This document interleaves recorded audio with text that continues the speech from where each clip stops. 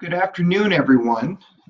This is James Anderson, Director of Grants here at the Regional Arts Commission. And Jess Longville, Program Manager of Grants here at RAC.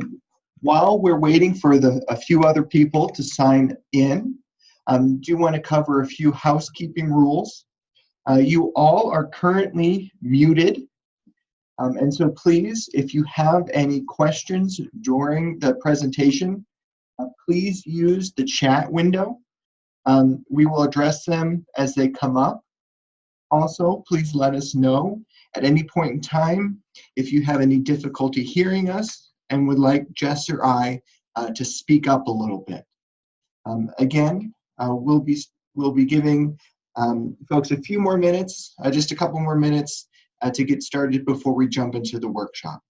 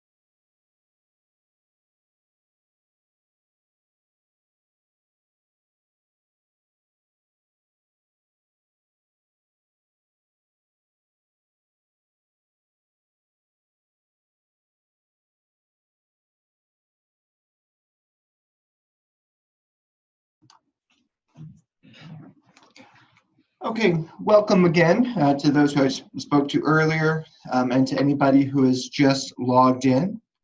Again, just want to remind you that we will be taking questions, but please use the chat. We do have all of you muted, and don't worry, we do not need to have your video cameras on. It is going to be just a nice speaking, and we'll have two different PowerPoint presentations that we'll be going through. Also, to let you know that we are recording this presentation, and so at the end of the day, we will be uploading this, and so sometime tomorrow, you should be able to have access to it to refer back to. Okay, so again, welcome. This is James Anderson, and then Again, Jess Longville, Program Manager of Grants. This is our third workshop, and so there is one more workshop available. So if you have any colleagues that want to attend, they are welcome to attend the session on Thursday, January 24th.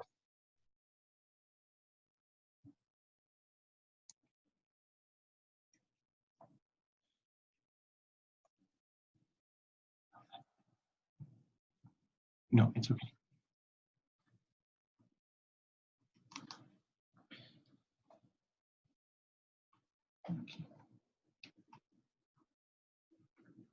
It's not moving. Okay, forgive the bit of technical delay. A little bit about the Regional Arts Commission. We are governed by a board of commissioners. These commissioners are appointed by the St. Louis County Executive and the St. Louis City Mayor. We are at the forefront of efforts to transform St. Louis into a more vibrant, creative, and economically thriving community by elevating the vitality, value, and visibility of the arts. We do this through our grant making as well as some of our strategic initiatives and other programs.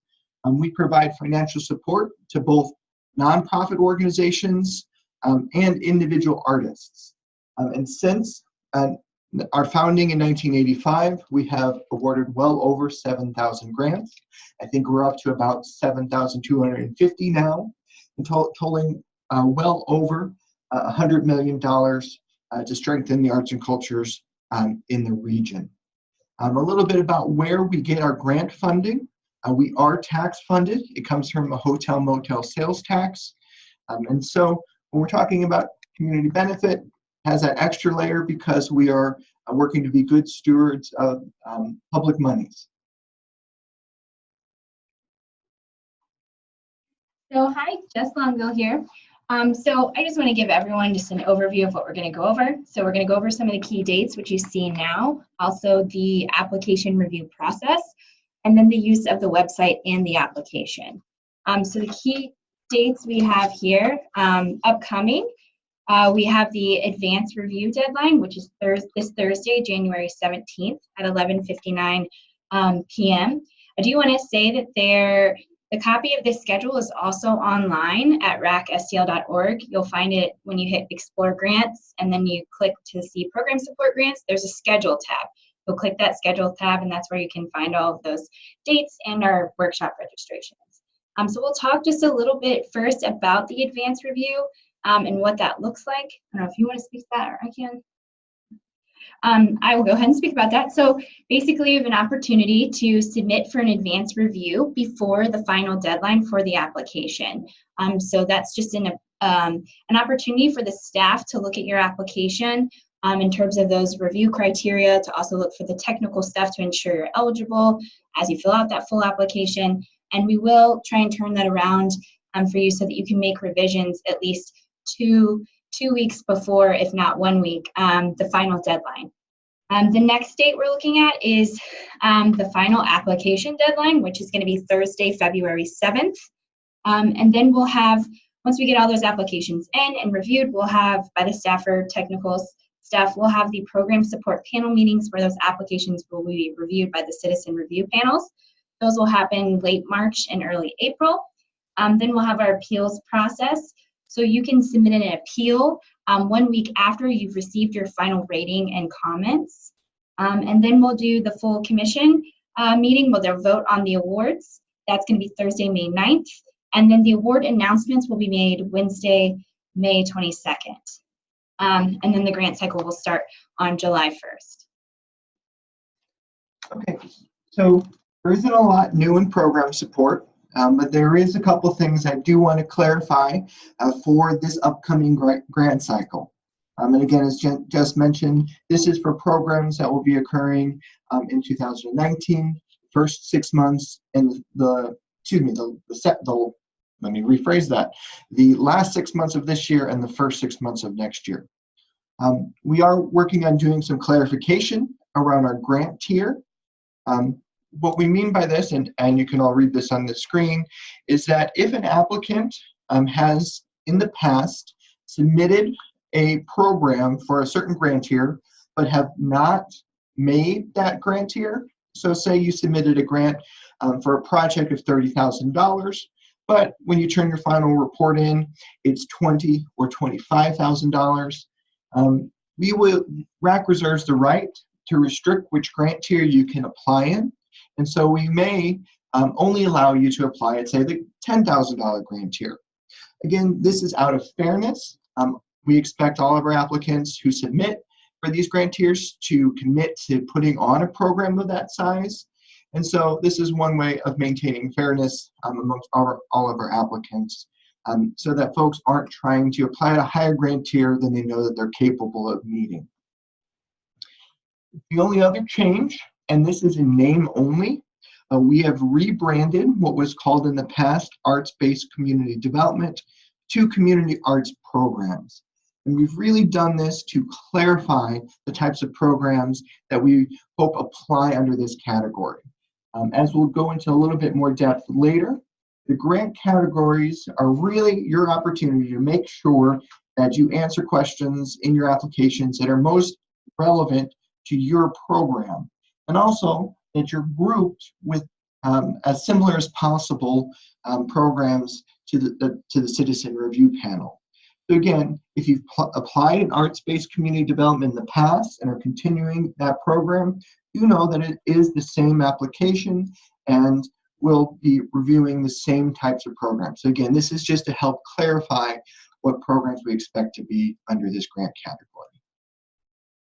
We'll just review again some of the basics about program support. So here's sort of our definition of this program.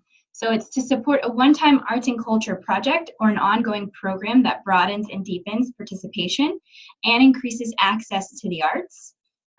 This is to assist in our application review process. Our programs are divided into those 3 categories James was just speaking about, and also 4 tiers. So our basic eligibility for program support, you must be a nonprofit federally and in Missouri. The art program or service must occur in St. Louis City or County because it is public funds from the city and county. And you may only apply for one program of your organization's scope of programs, and that program's primary purpose must be the creation or utilization of art. Program support restrictions. I'm also going to pause here and just say that everything that we're talking about you can find in our grants guidebook, which is located online. So I may, throughout this presentation, tell you some of the pages you can find that. So restriction here, or an organization may, again, only apply for one program of your organization and only one grant per grant cycle. A first-time applicant is only eligible to apply at the 3,000 and 5,000 grant tiers. This is to help make sure that they're competitive as they enter this grant pool. Education institutions, including schools, child care centers, colleges, and universities are ineligible to apply. And then there are also other restrictions that we don't have outlined here, again, that you can find in that grants information guide. We do like to give sort of an example.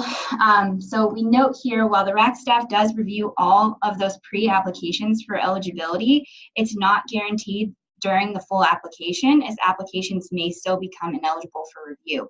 And an example here is, we looked at your pre-application, since it's those basic questions about your organization and the program you're proposing, we may find later that while you've submitted, as you've submitted that full application, that you've talked about throughout your narratives your full scope of programming, and we can kind of see that based on the program's budget you submitted and also your organizational budget.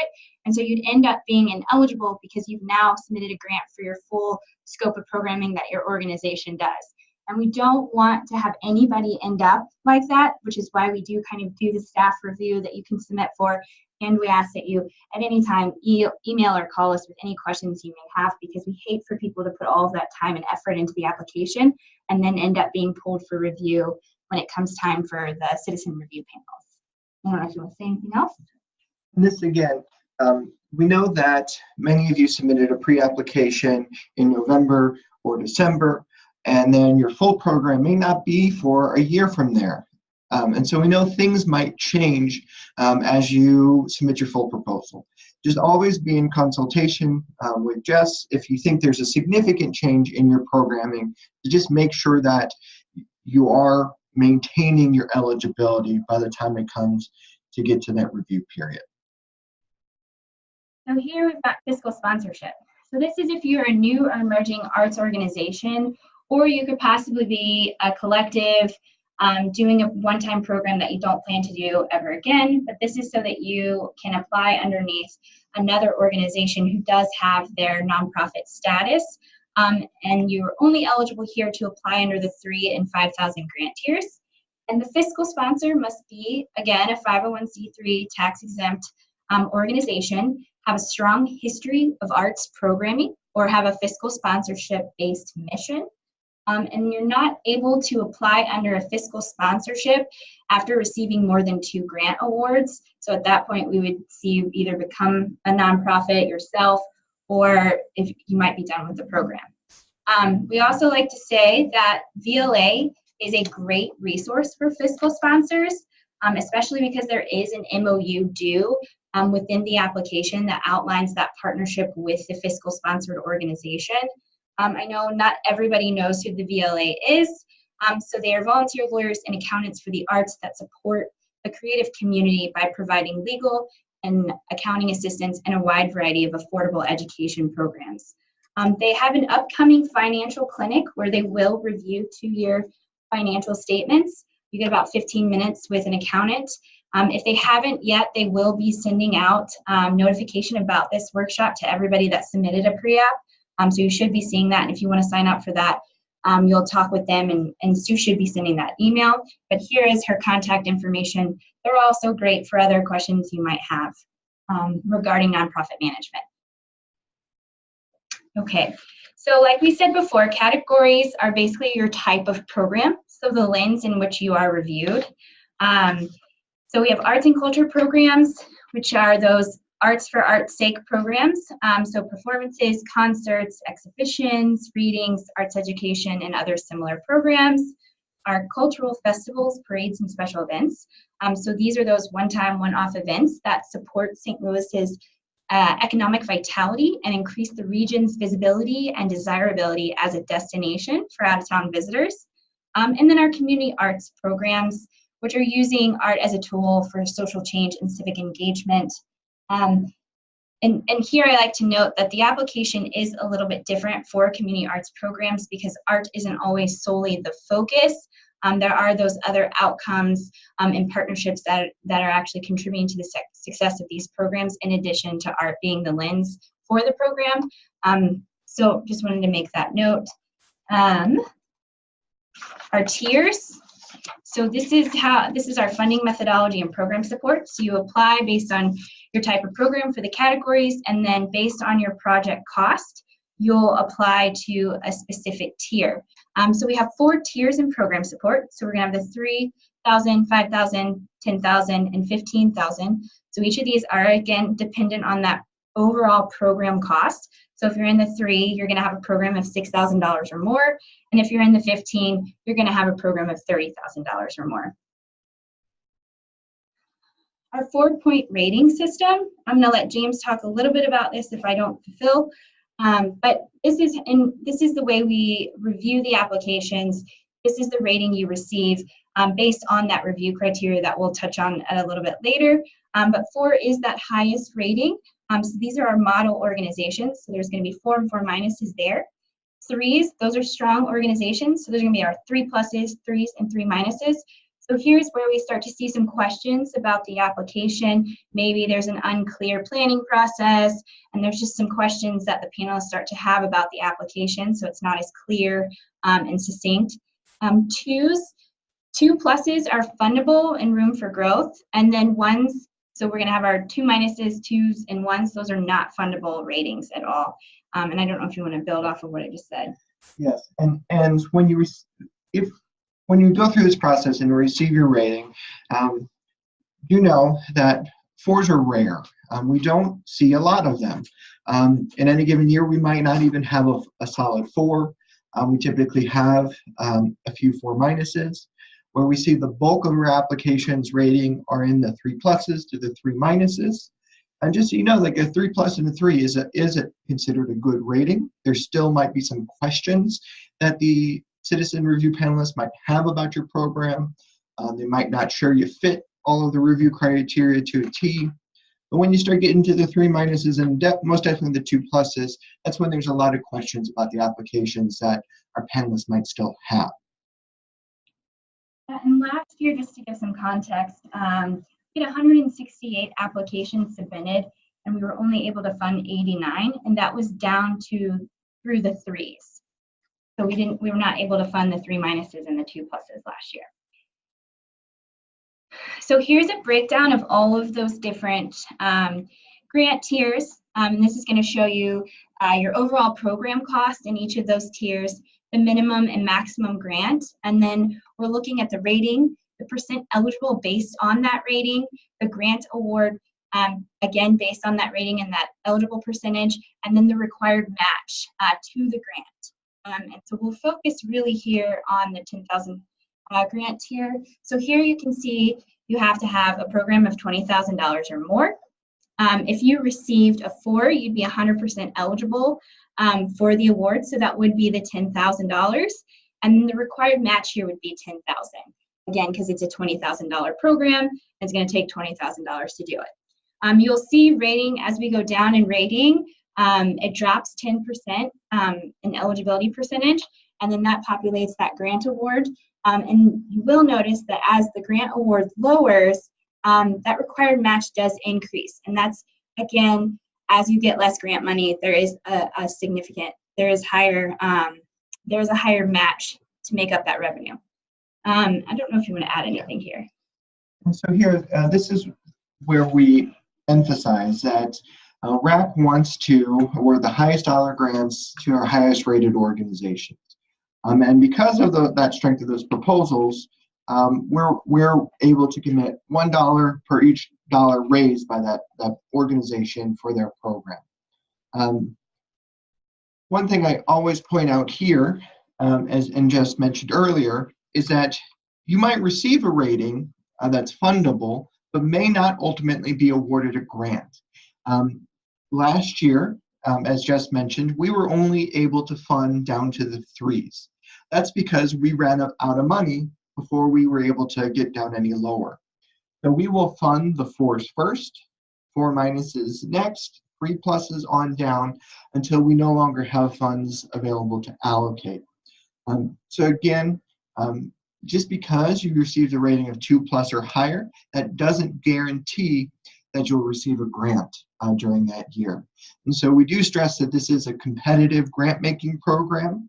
And so this is why it's important to take the review criteria into consideration and really make sure as you're putting your application together, you speak to those review criteria. And I also do want to kind of hold here and take a look at if your organization receives a rating of 2+. You can see that RAC's grant will be $5,000, but the required match will be $15,000. When we get to talking about the budget for your program, RAC's budgets intentionally do not need to balance. And so you could have income that's greater than your expenses. And we do this on purpose because we know that you're going to be good about budgeting and plan a little bit extra match just in case you don't get the rating that you hope to receive. And so we would expect to see that extra match in that income. We also know, based on reality, that you might be submitting 3 grants to 3 different foundations, but you know that you're probably only going to get 2. But you want to be able to articulate that you're putting those applications out there and working on those fundraising. So again, it's purposeful when we get to the budget that those don't have to balance, and we actually strongly encourage you to budget a little more in that income so that we know that you'll be successful even if you get a lower rating. We also usually, in the in-person workshops, get the question of how much extra. So in this example, if you're a new applicant, I would say budget as if you got a 2+ and have that 3-to-1 match in there. But if you've applied for the past couple of years and you've routinely received a 3+, maybe you only need to budget an extra $2,000. So take that into consideration when you're putting together your program budget. Thank you. So here we have our application review process. You can actually find this in more detail on page 24 of that guidebook. So the process here, you submit a pre-application. So everyone has to submit a pre-application to both program support and general operating support. The staff will review that to confirm eligibility. Once you've been deemed eligible, you'll move forward to the full application.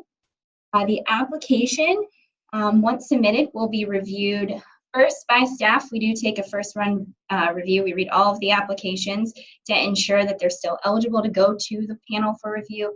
And so we're looking for some of those technical things as well as some of the things I mentioned earlier in terms of that eligibility. Once it goes to the full panel, that's a 5-person panel comprised of 3 citizen review panelists and also our Board of Commissioners, so 2 board members. So these are going to be members of the St. Louis arts community, members of the general St. Louis community, and then also, again, those RAC commissioners. We do hold citizen review panelist trainings for all of the folks that we've recruited. So they do go through a recruiting process. We're doing that right now. So we have just actually cleaned up our application, well, we did clean up the application and our website, so there's more streamlined information that you can find to make those nominations. But they do, once nominated, we vet them to make sure that they are fit to be to review, and then they do go through those trainings. Once they're trained, they will get all of the applications in their assigned panel. They will read those at home and make a preliminary assessment and rating. Then they will come to RAC for the full group panel meeting, where they'll meet as that group. Those day panel meetings are made up of 2 rounds. So the first round, they will take an initial assessment of each organization individually. So each panelist will give a rating during each of those reviews of each of those organizations, and it'll be an average rating of all of those panelists. The second round will then be an assessment of all of the groups in those separate ratings.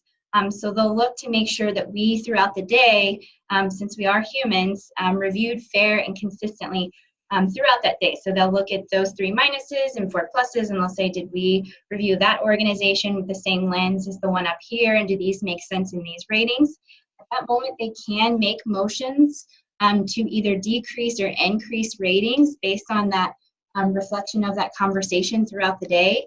So you may have stayed for the first half, heard your organization been reviewed, and then you left, and maybe you received in the system a different rating. That's because they probably made a motion to discuss that application again, and then they did either make a decrease or an increase in rating. During those meetings, there's someone there that records all of the comments. These panels are actually facilitated by the staff. So again, we read all of those applications to ensure eligibility. And then while they're being reviewed by the panelists, we also facilitate that discussion to make sure that those comments are grounded in the application and to correct any maybe misguided comments or any sort of inaccuracies that are made, because not everybody is a super budget, I say queen. So that is kind of the role there. You'll receive those recorded comments that are based on that overall discussion that reflected that rating within our system, as well as that final rating, and you'll have 1 week to submit an appeal in that system. I don't know if you want to build off of anything I said. Okay. So the review criteria. So these are the 3 criteria in which the applications are reviewed. So we have artistic merit and quality of programs, community benefit, and organizational capacity. Again, you can find these on page 15 of the guidebook. Before we jump off from this page, we're going to go and do a deep dive into these. But before we do that, these review criteria, depending on your perspective, are either unweighted or equally weighted, which means that these all count the same in determining your ultimate and final rating. And so the artistic merit of your program is just as important as your organization's capacity to pull off the program. You may have the finest artistic production of a theater run, but if the audience isn't there or the community isn't bought into it, then you're demonstrating you might not have the community benefit. And so none of these will outweigh the other. And so do make sure as you're going through your application that you're speaking to each of these review criteria, because the citizen review panelists, they'll give each of these applications a rating at home. So they'll read them first at home, and they'll give a rating for each of these 3 areas, which will be their starting point of the conversation when they come to the citizen review panel. Exactly. And I always like to tell everybody that while you're filling out that application, have a copy of that review criteria next to you, because they're not always going to be laid out within those questions. So to make sure you're hitting all of the marks in those areas, just have those so that you can review and check what you've put in those narratives. So we'll deep dive a little bit. I'm not going to read all of these, but artistic merit and quality of programs, here we're looking for that strong artistic vision and leadership, engages and compensates qualified and experienced artists. I'm not going to read through all of it. Distinctive and unique programming. So you want to make sure what makes you unique to the work that you're doing in St. Louis and against the other applicants. So here we're really looking for we want you to be clear about your selection process and selection criteria. You want the panel to get a strong sense of the program quality, the credentials of the artists and instructors involved, and that planning and selection process.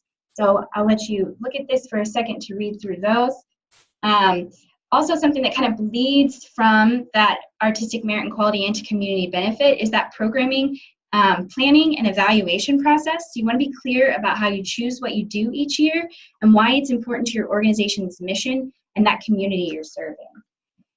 And while we're paused here, this is called artistic merit and quality of programs for a reason. Because under this, we know that the programs will vary quite widely. We have many programs that are about the art itself, and so it may be about producing the finest concert performance possible. And so we'll want to make sure we're hearing about the artist selected. We want a really strong work sample that the panelists can hear the quality of the music being produced. But we may also have arts education programs where it's about teaching youth how to play different instruments. And so we would expect that if we heard a work sample, they're not going to be of the same caliber as the professional musicians, but we can evaluate and want to hear about the quality of your programming. So what type of curriculum do you use? How strong are your teaching artists? And so depending on where you fall on that spectrum, the panelists are trained and instructed to keep that purpose of your programming in mind. So again, it may be about the art, or it may be about the programming that utilizes the art. Thank you. We'll move over into community benefit, and we'll talk about some of this stuff too as we move along and elaborate more. But community benefit, so here, demonstrated commitment to community engagement and the use of community knowledge, demonstrated intentional efforts to attract and retain diverse audiences and increase access to the arts, demonstrated efforts to contribute to the vibrancy, safety, and economic vitality of St. Louis. So here we really want you to speak clearly to the community you intend to serve and about the outreach strategies, intended outcomes in attracting those audiences that, one, reflect the general St. Louis demographics, and then two, maybe the people that are already really familiar with you, or the people that might not know about you. So we want to see those strategies. I like to remind people, if when you're filling out your audience and participant numbers, mostly participant, if those numbers are small and intentional, explain why. For example, you might have an arts education program where the student-teacher ratio is really important. So you want to be really clear when you provide those numbers that there's context so that those panelists don't make any assumptions. You're also looking at partnerships. You want to list out any important partnerships that you have. Like I said earlier, community benefit is a little bit different for community arts programs, in that there are different questions. First and second questions of that section are actually the same for everybody, but they differ if you are a community arts program and you're looking kind of at questions around the key social issues, those strategic partnerships, and then also some of those intended outcomes and goals around using arts as a tool for social change. So we're also looking in general to list what that planning and evaluation process is. Are there audience and participant surveys? We really want to see clear and impactful programming, since it is public funding. And I don't know if you want to add anything. So go on into organizational capacity. So here we're looking for experienced administrative staff and or volunteers to implement the project, and engaged and diverse board of directors that contributes financially to the organization. If you have a board that's more of a working board and doesn't have the capacity to contribute, you want to kind of outline that relationship in that capacity question to say what their role is if they can't contribute. So it's a clear picture of their role in the program planning and implementation and execution. History of a successful arts and culture program, and a clear plan to implement the project. So regular, short, and long-term planning for the program and organization, if appropriate. So this could be, again, those audience or participant surveys. This could be any sort of evaluation you're doing to think about the future of the program after each time you execute. You may be going through strategic planning as an organization, and this program is also being viewed through that lens. So any kind of planning process you have. A, a project budget that's realistic, appropriate to the scope of the project, and that reflects a diversity of funding sources. So we've already talked about this when we got into that match requirement. You want to make sure that you have a nice varied list of those income and revenue sources to pull off the program. So overall, we want you to be clear about the capacity, resources, and financial health of your organization. You want clear and stable financials that speak to the organization's sustainability and fiscal health. If there are any financial challenges, how or in the past, like now or in the past, how do you be clear and transparent about how you plan to tackle those challenges? And then be sure to have good, clear budget notes in that budget narrative where you can put anything that varies over that 10% or any sort of line items that aren't really explained in the budget. You can kind of speak to that in that narrative. So you want to have a clear narrative that speaks to what's going on fiscally. I don't know if you want to add anything. So we'll go into the appeals process. So the appeals process we've already kind of touched on. Once you get your final rating and your comments after the panel meeting, you'll have 1 week to submit an appeal. So this is a formal request through the online grant system. So everything in this appeal must be grounded in that application. So you'll submit, if somebody said, for example, that person didn't list out a fundraising plan, I didn't see any money designated to it, and there actually is a clear fundraising plan and it was just missed, in your appeal, you'll write page this, section this, paragraph here, this is where we talked about our fundraising goals and our plan. And then after you submit that appeal, we as staff will review it to make sure that everything that you've put in the appeal is actually grounded in the application and that it's not new information or a response to the comments. So we'll review those and we'll let you know if the appeal has grounds. If it does have grounds, then it will go back to that panel for review. So they'll get your appeal form, they'll review that along with the application, and then they'll meet as a group again to discuss the appeal, and then they'll make a determination on whether or not to increase the rating or for the rating to remain the same. Once they do that meeting, you'll get notification back about the status of that appeal. At any moment, they cannot decrease your rating. They can only increase or leave it the same based on discussion from the information you've provided in that appeal. And then you will get those results of the appeals meeting, I would say within a few days or a week, and so you'll know the status of that final rating. And this is where I like to reiterate Jess and I's role during these meetings. There are different citizen review panelists for every single one of our citizen review panel meetings. But Jess and I are there as a moderating force to make sure that all our applicants are being treated the same, being held to the same review criteria. We also read these applications in full. And so though we may not be part of the rating process, we moderate the conversation and do our best to correct any errors or direct our panelists to the components in your application that they're discussing. And we always also like to let you know that we see you squirming in your seats, and so we do work to make sure that no mistakes happen, but we recognize we're all human beings, and they do occasionally occur. And so this is why we have the appeal process to correct those. And last year, just to let you know that this system works, we did have 2 applicants who were successful in the appeals. They made a mistake. The panel recognized it. It had an effect on their on the rating, and so it was increased. But you know that just because a mistake was made, it may not be consequential to the rating, at least in the citizen review panel's eyes. And so they may acknowledge that there was a mistake, but it didn't ultimately change what they thought the application should be rated. Thank you. So we'll move over into what makes a strong proposal.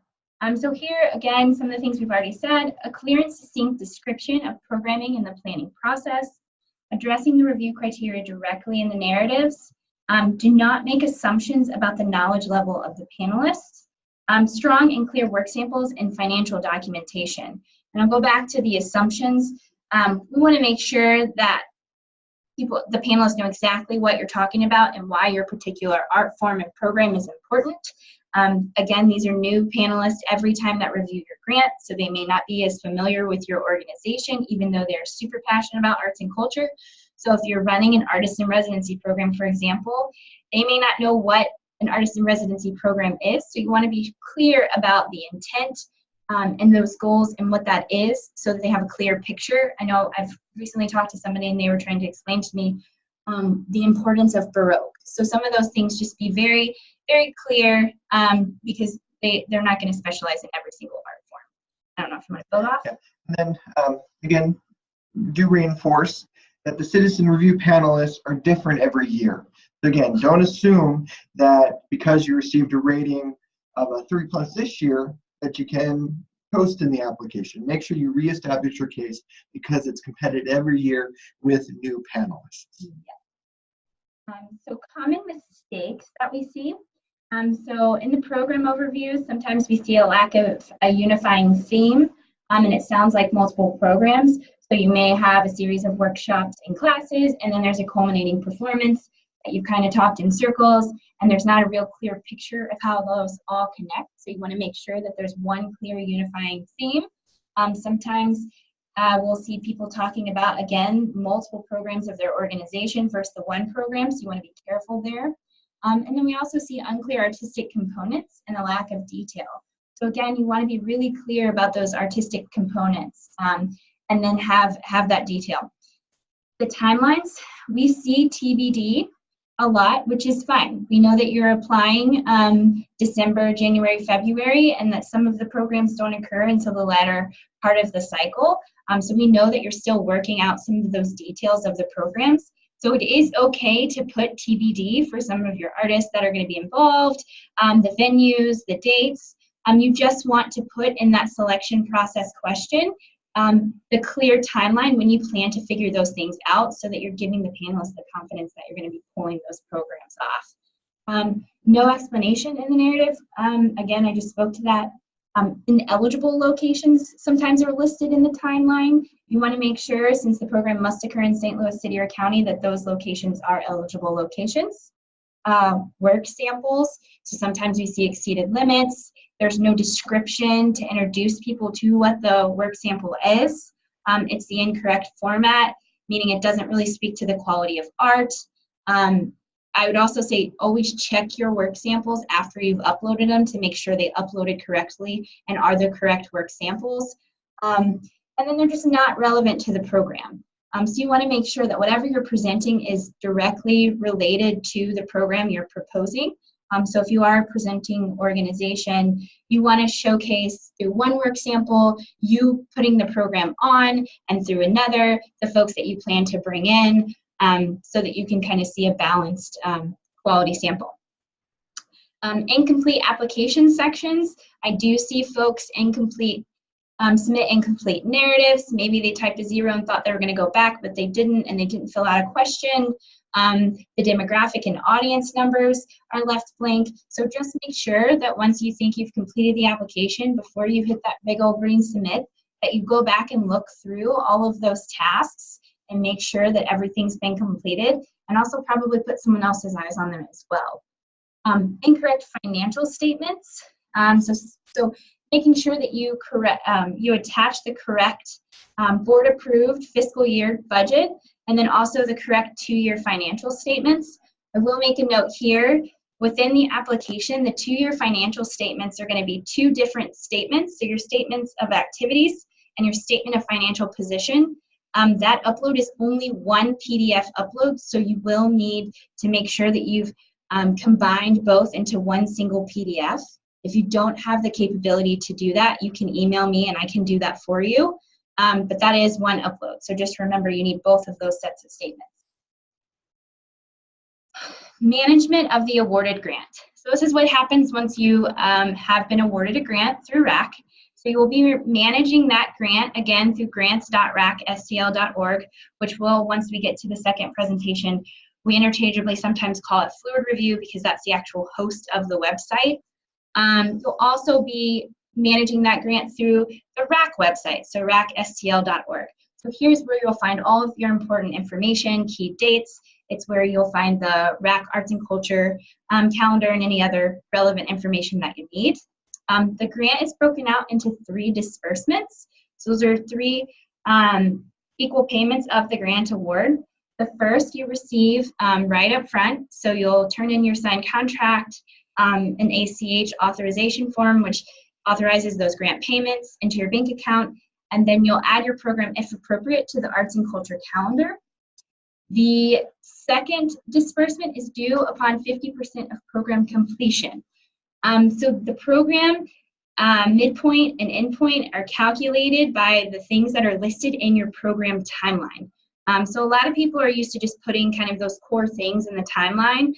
But if there are some other evaluation and planning components that actually happen before the dates of the actual program, then you can put those in that timeline so that those dates can be calculated appropriately. Because I have heard people say, but my program, we've been working on it since this month, and it's not listed in that timeline. So just make sure any important components of the program are listed in that timeline, because those dates are based on that.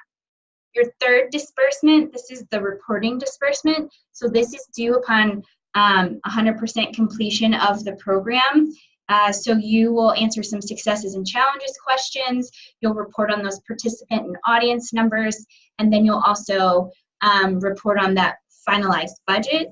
This is just so that we can see the outcome of the grant. So you really want to fill out some really good, robust information in this reporting.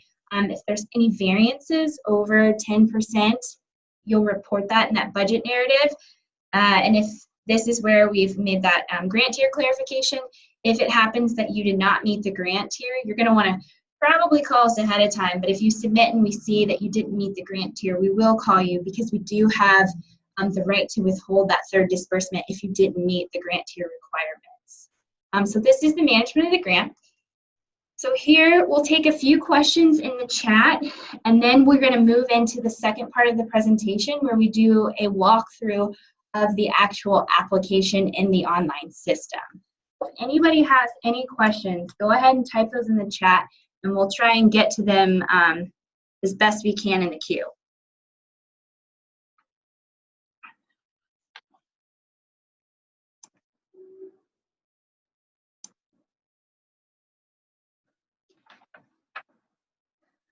Okay, I'm not seeing any questions, but you might still be typing. So if I do see some questions pop up, I will pause to address them. But as Jess mentioned, we are going to be going through the application as a whole. And this gets into the actual things that you'll be taking a look at. Okay, so the structure of the second half is we'll do a brief overview of the grant application website. Again, that's grants.racstl.org. We'll also go through getting back to the website, how to complete your application, how to download an application, and also kind of an overall outline of it as a whole. So a little bit about the application website. We did launch this in 2017. This is where you can find both the organization and individual artist grants. We did combine this so that you only need one account. So some of you may be an individual artist with your own practice, but you may also work for or oversee and manage a program of an arts organization. So if you choose to, you could use one login to manage both grant applications.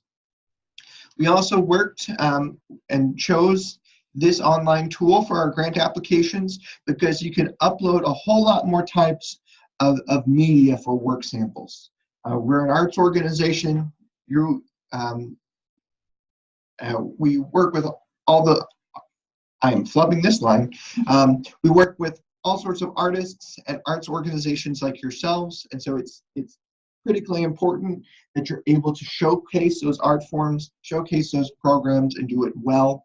So we wanted to give you a wide swath of media forms so that you can upload. This new site does allow you to save your progress as you're going along, so do make sure you're still clicking saving, because We all know what can sometimes happen, but it's a significantly more reliable program.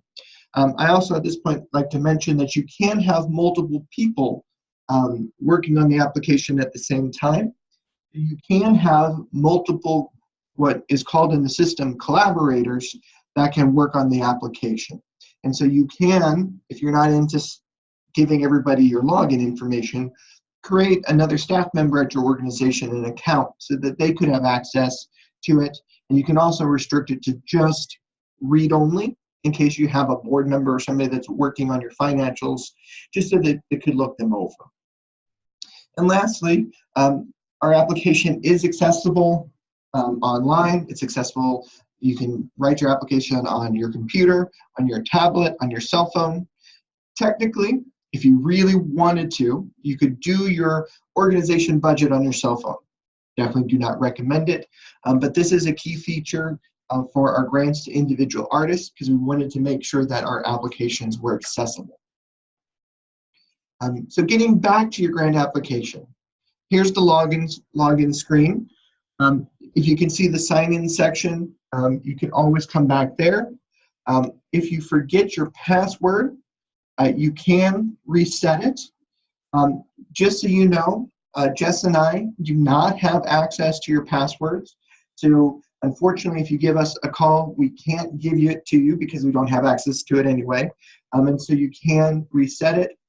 If you're having significant technical issues, here is a support email address, support@fluidreview.com, that you can use if you're having real technical issues. But I'd also just encourage you to let Jess or I know if you're having issues. When you jump into the grant application website, you can view your grant applications. And so that's what that purple arrow is pointing at. Because you've all submitted a pre-application, you should see your application right there.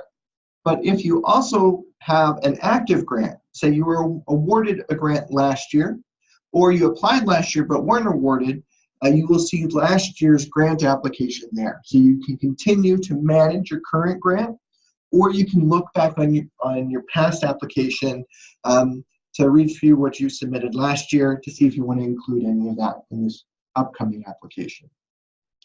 We know that there's a lot of windows on this website, so if any point in time you kind of lose your place and just need to get back to the start, you can click home in several places or applications and get back to finding the application you need to work on.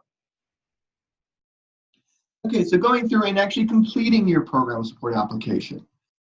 The application isn't a form that you can just click through all the way from start to finish.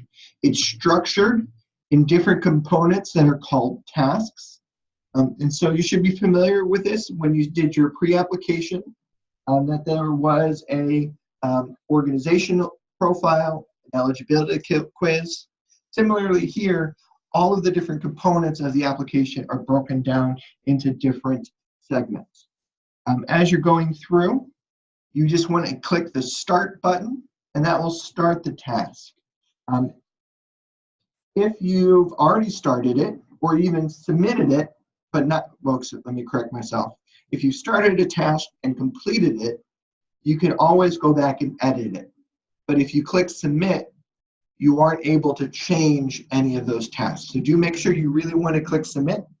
If you do make a mistake, and preferably not at midnight of the due date, but if you make a mistake and submit your application early, do give Jess or I a call and we'll open the application back up.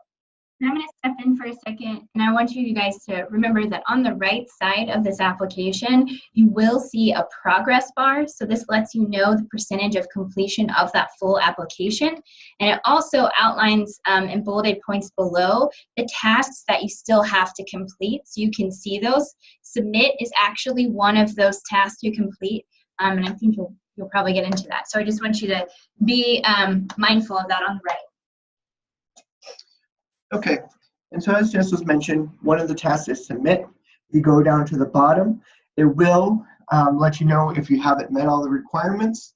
The submit button will be a solid green when you've completed everything so that you could click submit. And again, as I mentioned, you can view all of these tasks before you do your final submission. And also, as Jess mentioned, you will have a progress bar that lets you know how far along you are.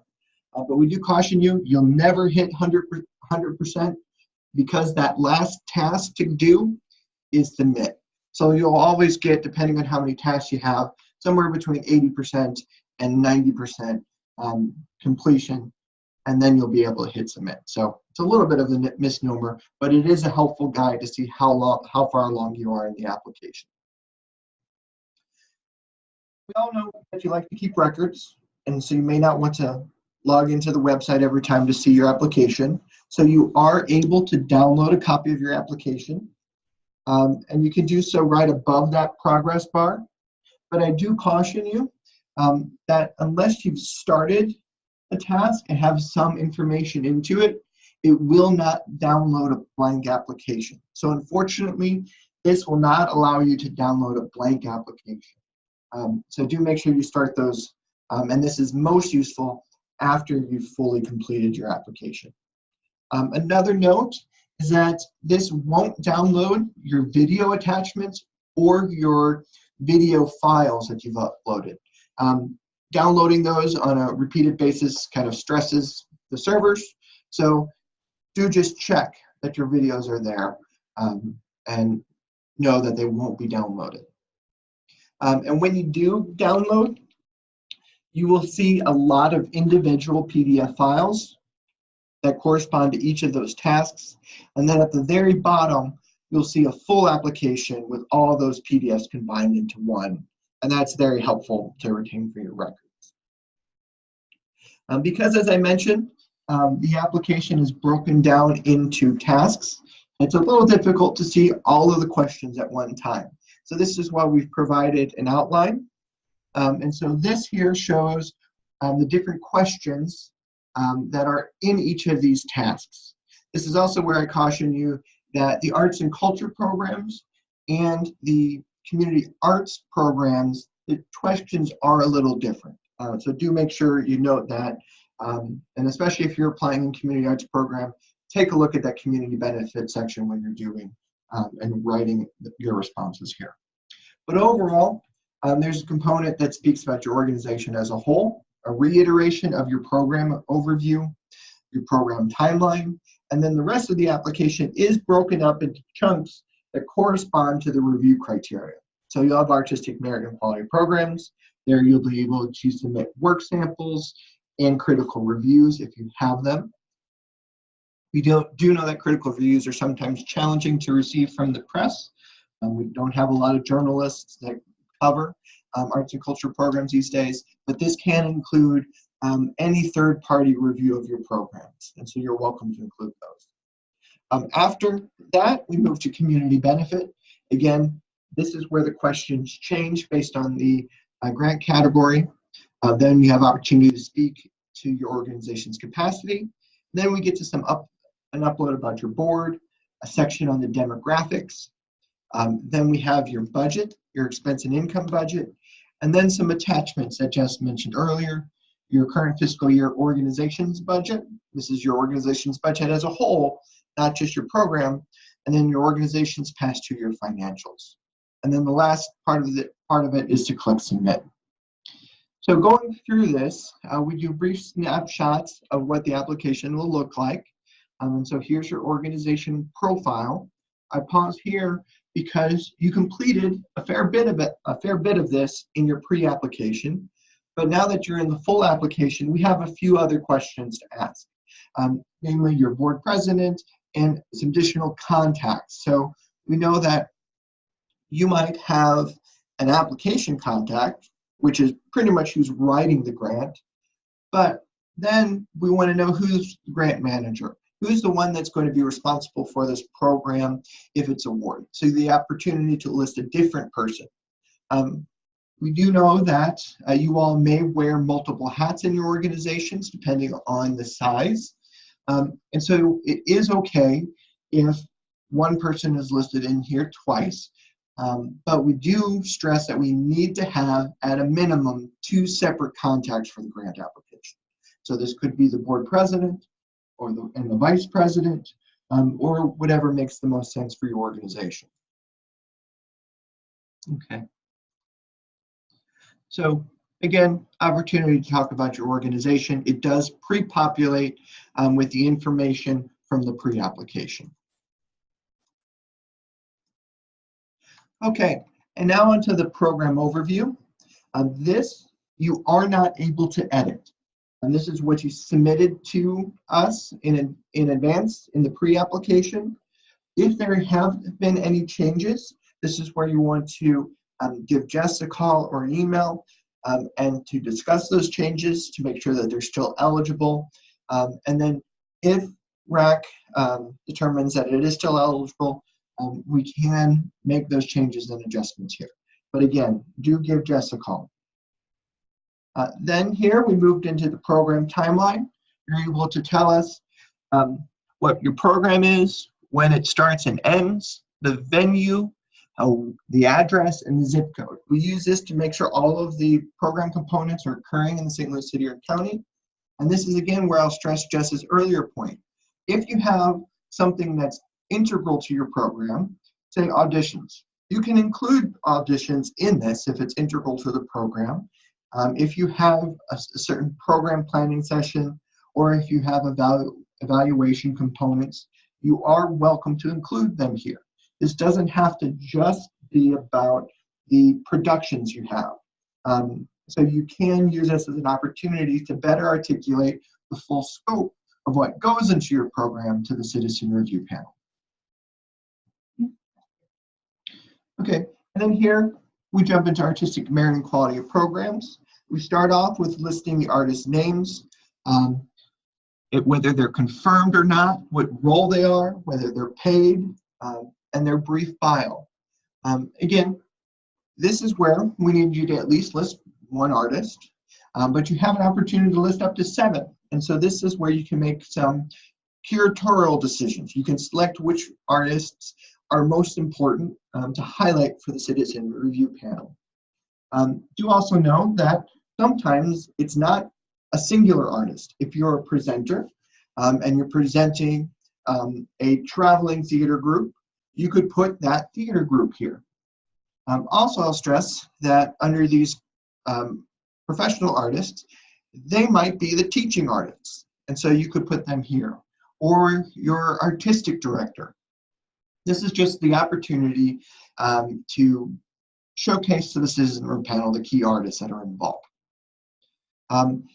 If, as Jess mentioned earlier, some of these are still to be determined, or you're not sure the panelists will get while these artists are so important, you can talk about the selection process. So if you have an artist that you're not sure about who they'll be, talk to us how you're going to ensure the quality. Like, do you have a committee that reviews? What do you do to make sure that you have the best artists or teaching artists involved? And then you can report on the artists you have employed during the last grant cycle and during this current grant cycle. And you can include contracted and salary artists here.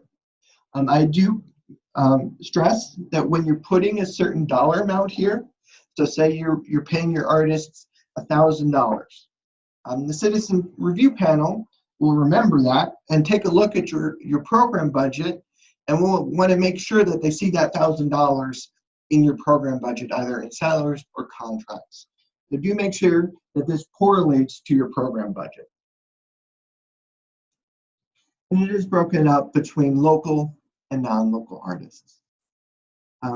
Then, to support your artistic merit and quality programs, you are required to submit a work sample. You can submit up to 2. This here is a table that's taken directly from our grants info guidelines, so you always have access to it. And these are suggestions based on your program's discipline or your program's type of what we would like to see. So if you are a dance organization, it would be wonderful to see a video of one of your productions. If you can't do a video, you could do a work sample of some still images. And so we do have some guidelines. If you're submitting an audio sample or a video, We do ask that you limit it to 5 minutes. So if you want to submit 2 videos, you can submit up to 10 minutes of video between those two. And if you're going to provide images, we strongly encourage you to combine those images into like a slideshow and submit them as one singular PDF. Just so you know, when our citizen review panelists look through these work samples, they have to select each individual file. So make sure that you're curating this. You want to make sure, again, that the work samples you are submitting are relevant to that actual program. So that can be past programming, we say, between 1 and 3 years. And again, if you're a presenter, any proposed artist work samples you have, but again, you want to also showcase your own work in past programming. This is a tip if you're a presenter, meaning you showcase other artists. We strongly encourage you to give us an example of your past programming. So show us an artist that's in your space and how that program ran, how wonderful it was. But you can also do a forward-looking work sample and maybe provide a work sample of one of your proposed artists, which we know might be something that they've produced. And so always balance it. And so we strongly encourage you to do one in your house and one who you might be thinking about bringing in. And if you're arts education, you can do, again, samples of the children's work, and then also maybe a sample of the curriculum if you have that. So there is some other opportunities to showcase that arts education program. And again, I won't dwell on this, but this is all the different file formats that you can submit. And so there should be something that works for you. We do want to make sure that all of our work samples are submitted through the application as digital files. But we do recognize that for some organizations, the published materials might be critically important. This pretty much only relates to literary organizations. And so if it's critical that the citizen review panel kind of views the final printed product, then you are able to submit that in advance, and we will pass those out to the citizen review panel during the meeting. But we do also then strongly encourage you to still submit some digital work samples. Okay, so how do you submit your work samples? There is a task that tells the application what you want to give us. And so you submit this small form, our documentation type selection form. It's a very boring name, but it lets us know whether you want to submit an audio file, a video, or images. This is also where I show you get an opportunity to do a brief description. And so use this opportunity to provide some context for the panelists on what they're going to see. Just say that name of this artist, and this was from last year's performance. Something that can ground it. Okay, and so you'll go through the selection for both of your work samples, and then you can also do the same for the critical review. You can submit a video critical review or an audio critical review.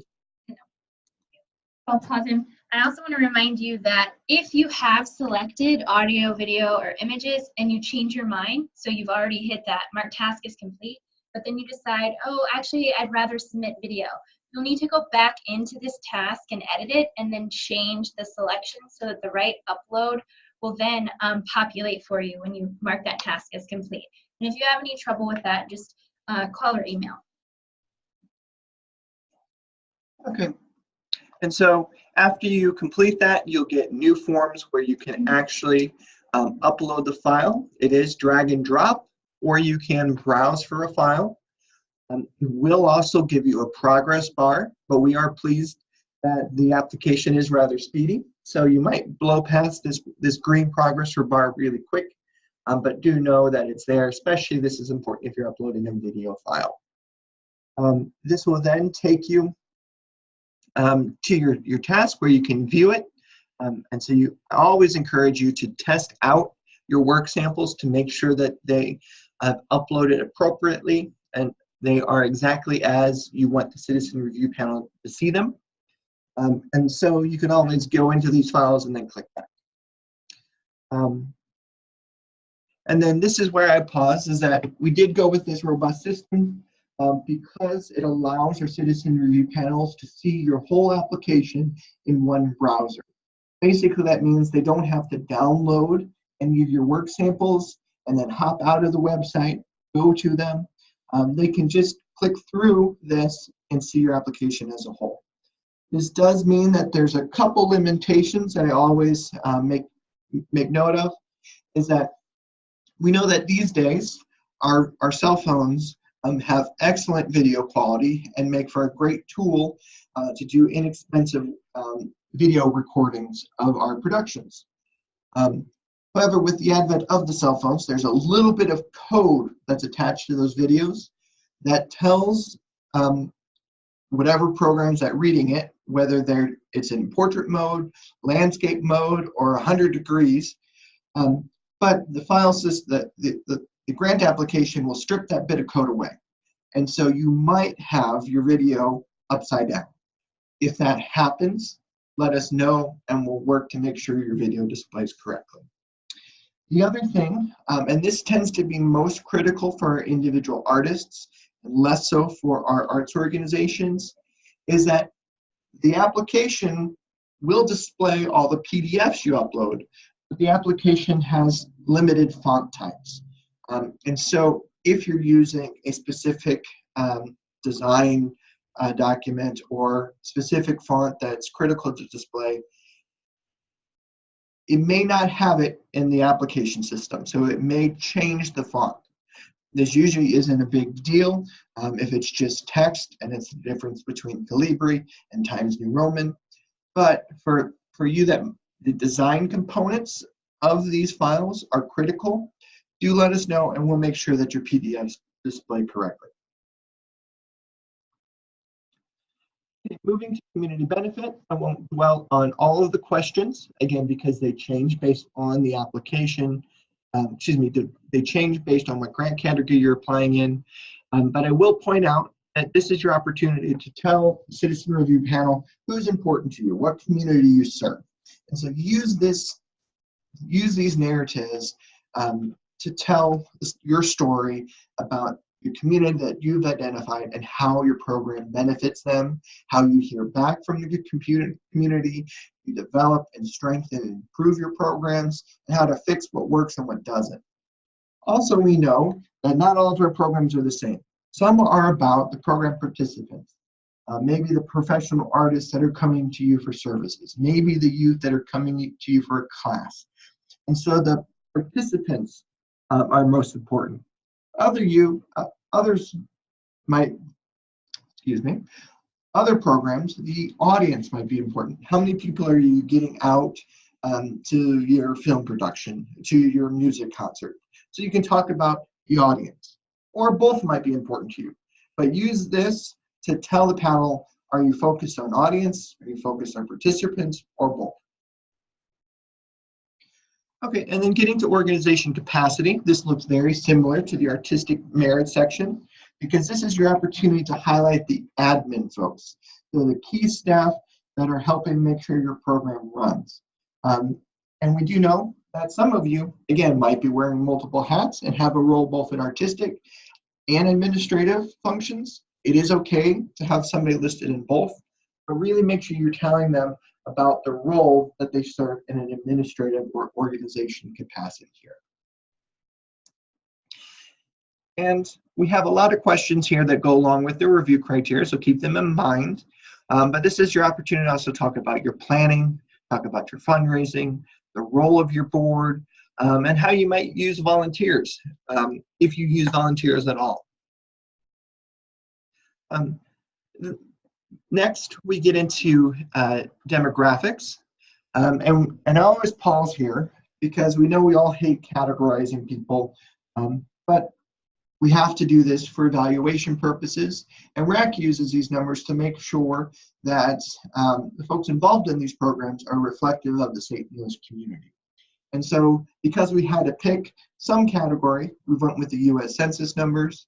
And so here for both the staff, for the staff, artists, board and volunteers, we do ask that you report on ethnicity, race, and age. And for the purpose of the US Census, they count ethnicity separate from race. So do make sure, as is an example, that when you put your total number, so here we have total numbers of staff at 10, make sure that adds up in ethnicity. So in this example, 5 Hispanic or Latina individuals and 5 non-Hispanic. And then race should add up to 10 and age add up to 10 as well. This here, specifically about staff, this is about your organization as a whole. And when you're in your application, you'll see instructions to talk about how many staff members your organization has. Next, when we get into total number of artists, this is about your program. And this should correlate to your artistic merit and quality of program numbers. So do make sure that they relate. And again, there's more instructions in the actual application here. Number of board members, of course, board members are for your organization as a whole. And then number of volunteers. Again, this is about your program specifically. I know that we bounce back and forth here, but we have added to the instructions to make sure it's clear who we want to get numbers on in these different sections. Okay, jumping next to our budget. This is very hard to read, so I'm going to go into a smaller section. But do know that we've worked to make sure our expense and income budget is reflective. Okay, we got a question about the program planning. Is it important to talk about everyone in our planning process if they really do not feature prominently? For example, if volunteers do not play a large role in this program, do we need to talk about them? Thank you for that question. In short, those questions should pertain to the program itself. And so if you do not use volunteers for that program, you do not need to talk about them. So thank you. So to the budget. We have one more. Oh, another one. So our staff paid versus volunteers being unpaid. Yes. So thank you for that clarification as well. So staff are paid individuals, volunteers unpaid. Okay, so back to the budget. We have worked to make sure our budget correlated to the Missouri Common Grant. So hopefully, when filling out this program budget, you're not creating something brand new just for us, but you could use this in other proposals. I will point out the different columns here. And just so you know, we are using screenshots from last year's applications. So do note that the dates are a little different in this presentation than what you'll find in your application. We apologize for that confusion. But the first column is your actual cash. And so that is reflective of what you did during the last grant cycle. And so do report as up-to-date numbers as you have. I do pause here because we know that, guess what? You might still be in the middle of the program. And so here, do provide us actual to date plus projections. And so we do know that this might not be exactly firm, but do give a good window of what you think your actuals will be in the end here. If you've completed your program, wonderful. It's easier for you to just put your full actuals. If you're a new applicant and you've done this program before, but you didn't apply to RAC, we still want to see your actuals. This is a great opportunity to prove up to the citizen review panel that even though you're new to RAC, that you have this track record and you did this before, show it off. If it's a brand new program, we expect to see zeros here. It can be blank here. It's a new program. We'll get a lot of questions if it's a new program, but we see numbers here. So if it's new, don't fill out the first two columns. The next column is in kind, and you see that we also have that for your upcoming program budget. In kind can be important to some of our programs, or it might not be. If it is important, we give you this opportunity to speak to it. And this is your opportunity that if it is important, that we don't leave our panelists with questions. A good example of this is you get donated space. And so you have your rehearsals every week. but we see occupation as $0. The panelists might have a question about, did they think about all the true costs of this program, especially if they say $0 in the budget. Well, here's your opportunity to put a value to that and include that as in kind so that you can demonstrate that you have that support. In kind doesn't count towards your grant tier, except at our smallest grant tier of $3,000, but it does help show the other kind of support besides just cash and donations and things like that that your organization is receiving. In the middle column is what you're proposing to RAC. Here's your program budget that you're proposing the citizen review panel to review. Make sure your program budget adds up to that grant tier. Would you review how you calculate rent again? Okay, I'll get to that on the next slide. Okay, and so we have this broken down into several sections. And to the question we just received, that we have a line item, and I bounced around from it. Occupancy is here. For some of our smaller budget organizations that might just do one program, you can break out all of those expenses. Your occupancy, which includes rent, maybe your utilities or things like that. Utilities is included there. But some of you, this is most important for some of our non-arts organizations or our larger arts organizations that have many programs. You might not have occupancy, or in the case of this question, rent, divvied out per program. And so that's why you see at the end, administrative overhead. We do allow up to 10% of your program budget to be there.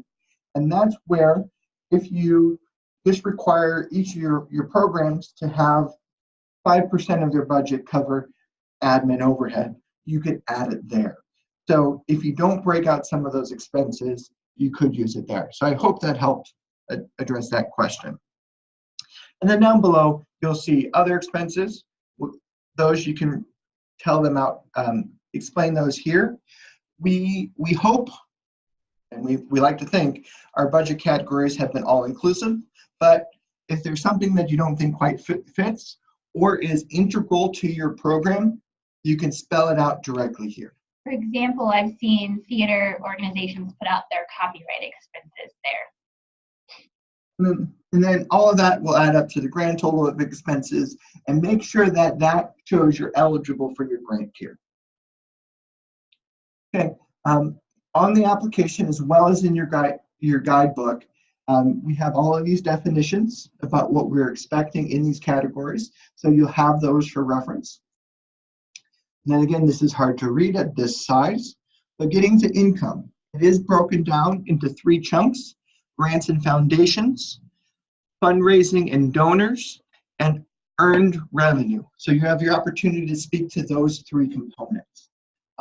This again is based as close as possible to the Missouri Common Grant, but you can see we've added some lines to it, specifically like the Arts and Education Council grants, the Missouri Arts Council grants, so that if you have received those, you can put them here. We have them here, but that doesn't mean we expect you all to have them. We also know that some of our arts organizations might apply to RAC for one program and MAC to another.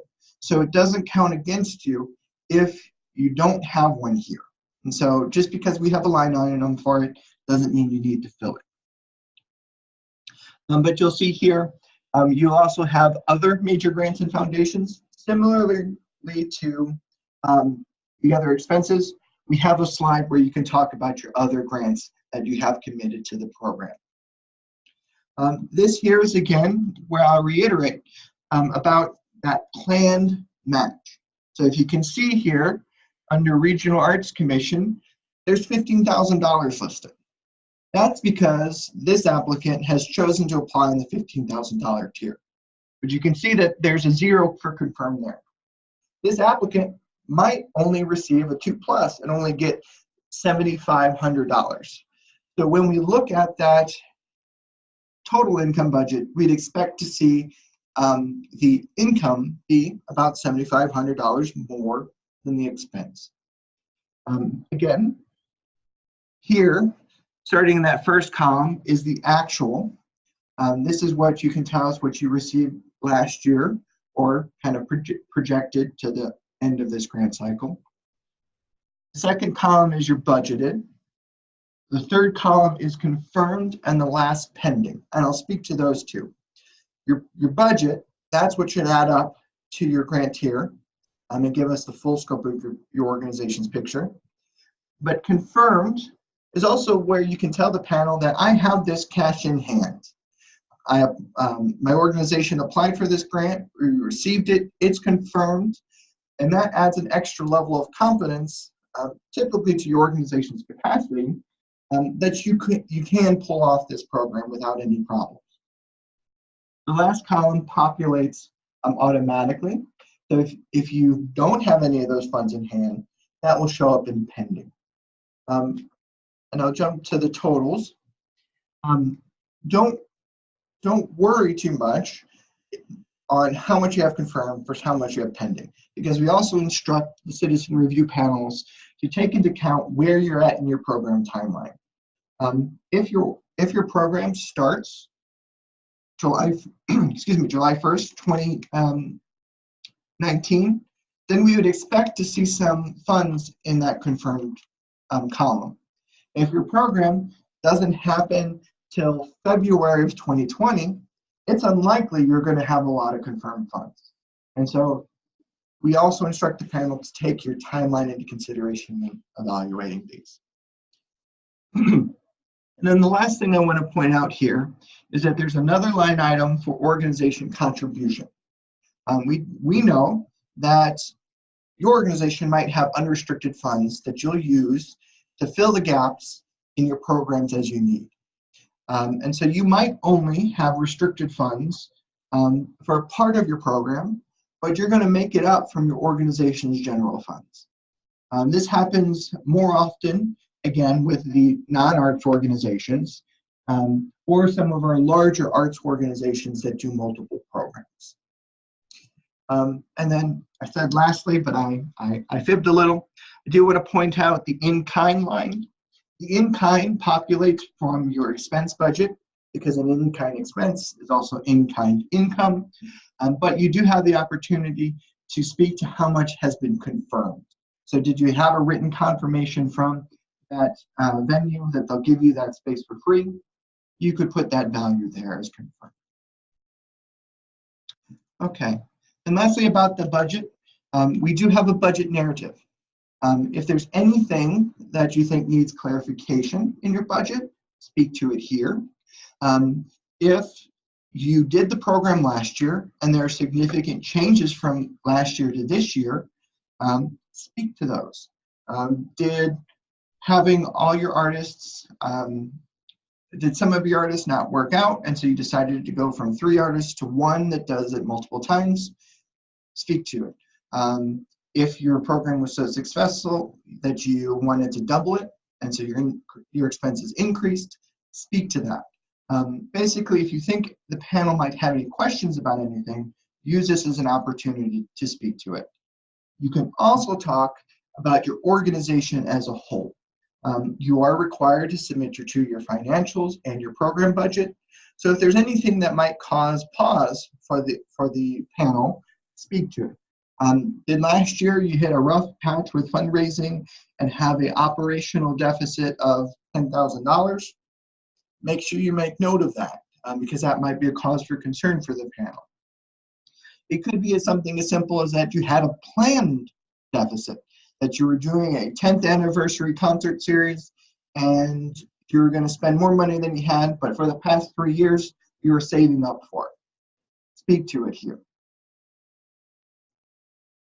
Okay, and then as Jess and I have mentioned on several occasions, you'll have opportunities to provide your board members your organization's current fiscal year budget and your 2-year financials. These are just some examples of what we're looking for. And so this is an example of a small theater that clearly shows the different breakdown of their revenues and the different breakdown of their expenses. And then we have statement of financial position that goes through the assets and liabilities. If you're a small budget organization, you might not even be as complicated as this, but do make sure that it's clear that we can see your revenues, your expenses, your assets, your liabilities, and some reconciliation. And we need to see that for 2 years. And then we look at your budget. Again, make sure it's clear about your revenues and expenses. And these are just some examples that we use. If you want better examples outside of this presentation, you can also email me and I can send those to you. It looks like we do have a question. So in the number of artists employed, if an artist is used multiple times in the program earning a fee for each appearance, do we count the person once or the number of times they're hired? That would count as one employee. But if you think there's some things that need to be cleared up about that, you can talk about their role in their artist bio, or if you think it might still need some questions about it, you can talk to that in your budget narrative. Okay. Do you want to point you to just some helpful links? Here's our grants.rac STL website. You should all be very familiar with that since you've done your pre-application. If you're looking for all the links that we've been referencing, including the grants guideline, we'll also be hosting, once we get this uploaded, a copy of this presentation. You can go to our website, racstl.org/grant/program support. There you'll have that additional information and also the upcoming schedules. And then you should all have Jess and I's contact information, but there's also a Contact the Grants Department portal on our website. I'll also plug back, just remember as you complete all of those tasks again, that you go back and you review and you make sure that you've completed everything you needed to, and you review it just so that there's 100% confidence that there's completion and you didn't miss anything before you hit that giant green submit button. We do have the advanced review deadline, again, like I mentioned earlier, which is this Thursday. You'll want to submit your application, so you will hit that big green submit button, and then you'll email me and let me know that you intentionally did submit for an advanced review. So you'll want to do that. We'll take a couple minutes for some questions. I know it takes a minute to kind of type those questions in the chat box. So we'll entertain questions for about 5 minutes. Depending on how many we have, we can go a little longer. So we'll kind of sit here and monitor that for a second. So for those of you that want to duck out, just want to say thank you for attending this workshop. We do have one more in person. You're welcome to direct any of your colleagues there. So again, thank you. If you don't want to stick around for the Q&A session, feel free to give Jess or I a call. Thank you. Yes, thank you.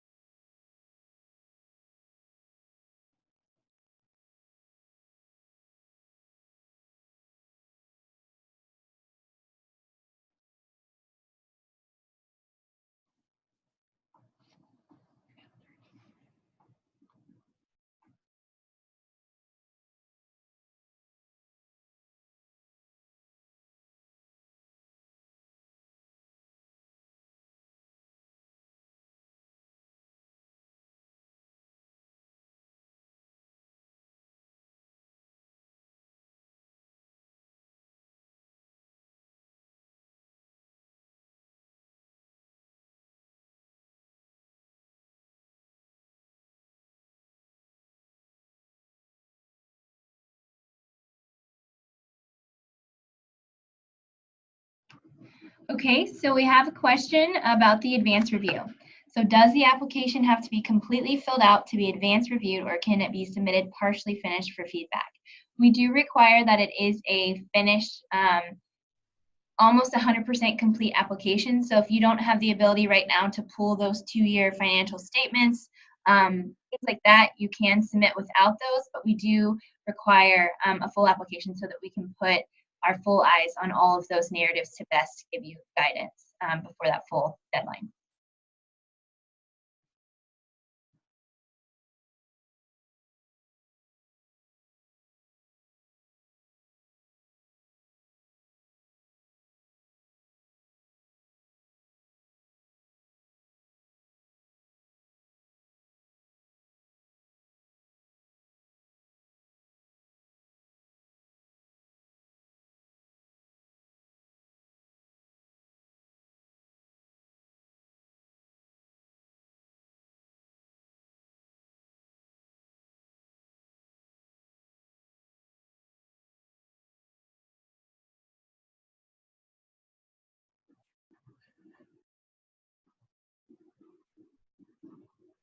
So if a church allows the group to use their facility or include us as part of their concert series and no fee is paid to the church, does that get listed as in-kind?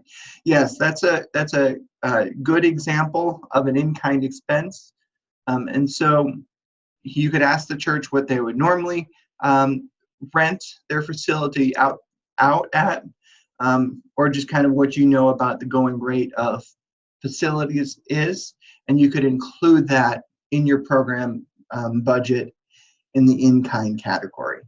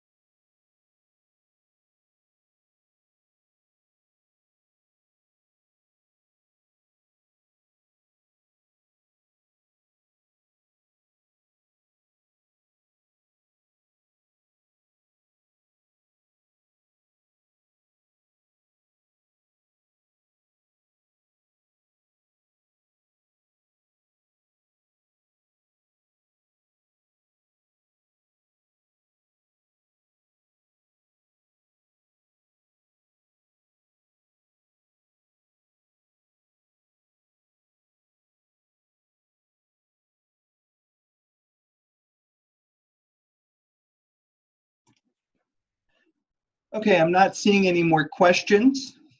So again, thank you all for attending. If you do have a question still, please feel free to email Jess or I, and we'd be happy to address any questions you might have remaining. So thank you. Thank you so much.